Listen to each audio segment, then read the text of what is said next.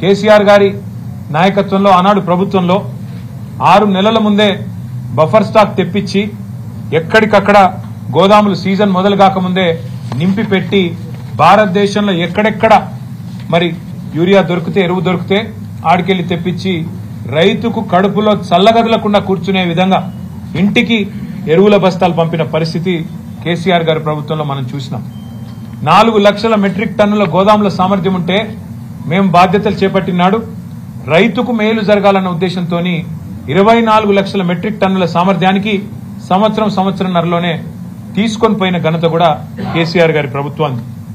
కానీ ఇప్పుడున్న కాంగ్రెస్ ప్రభుత్వం గోదాములున్నాయి, రైతు వేదికలున్నాయి, కష్టపడే రైతులున్నారు, కేసీఆర్ గారు కష్టపడి చేయించిన మిషన్ కాకతీయ చెరువులున్నాయి, అద్భుతంగా కట్టిన ప్రాజెక్టులు కాళేశ్వరంతో సహా ప్రాజెక్టులు కలకల్లాడుతున్నాయి. కానీ కాంగ్రెస్ ప్రభుత్వం మాత్రం వానాకాలం సీజన్ మొదలైనా దున్నపోతు మీద వానబడ్డట్టే కనీసం ప్లానింగ్ లేదు, సమీక్ష లేదు, సన్నద్దత లేదు, ఎక్కడ కూడా ఒక ఆలోచన కూడా ఒక ప్రణాళిక కూడా లేని పరిస్థితి కనబడతా ఉన్నది.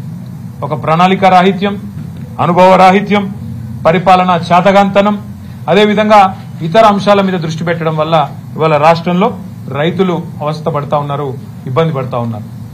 ఒక్కటంటే ఒక్కరోజు కూడా ముఖ్యమంత్రి గారు వ్యవసాయానికి సంబంధించిన సమీక్ష చేయలేదు. ఎరువుల మీద ఏ ఒక్కరోజు కూడా కనీసం కేంద్ర ప్రభుత్వాన్ని కలిసి విజ్ఞప్తి ఇచ్చిన పాపన పోలేదు. ఏదో పేరుకి రాహుల్ గాంధీని కలవడానికి పోయినట్టు పోయి ఏదో కాగితం ఇచ్చేసి రావడం కాదు.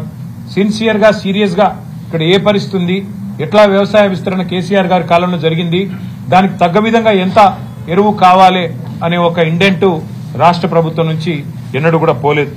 ముందస్తు ప్రణాళిక తయారు చేయలేదు. దాని ఫలితంగానే ఇవాళ రాష్ట్రంలో ఎరువుల కొరత కనబడతా ఉన్నది. కేసీఆర్ గారు ఉన్న 10 ఏళ్లు ఎన్నడూ లైన్లు లేవు, ఎన్నడూ ఎరువుల కోసం కొట్లాడుకునే పరిస్థితి లేదు, పోలీసులను పెట్టి ఎరువులు పంచే దుస్థితి ఎన్నడూ లేదు. మరి ఇవాళ రాష్ట్రంలో ఈ పరిస్థితి ఎందుకు వచ్చింది? కాంగ్రెస్ ప్రభుత్వం రాగానే రాష్ట్రంలో ఉన్న రైతన్నలు కూడా ఆలోచించాలని చెప్పి నేను కోరుతా ఉన్నా. ఇవాళ రాష్ట్రంలో పోలీసులు 2 పనులు చేస్తున్నారు.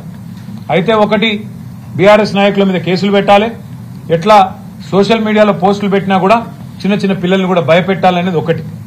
రెండోది ఎరువుల బస్తాల కాడ కాపలా కాస్తా ఉన్నారు.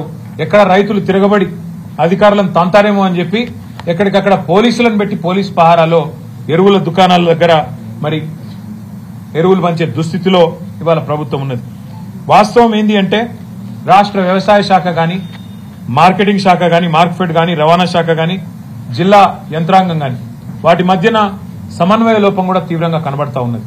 ఎందుకంటే నడిపించే నాయకుడికి వ్యవసాయం మీద అవగాహన లేదు, అటు పరిపాలన మీద అవగాహన అంతకంటే లేదు. కాబట్టి మరి వచ్చిన యూరియా కూడా కనీసం పంచే పరిస్థితి కూడా కనబడతలేదు.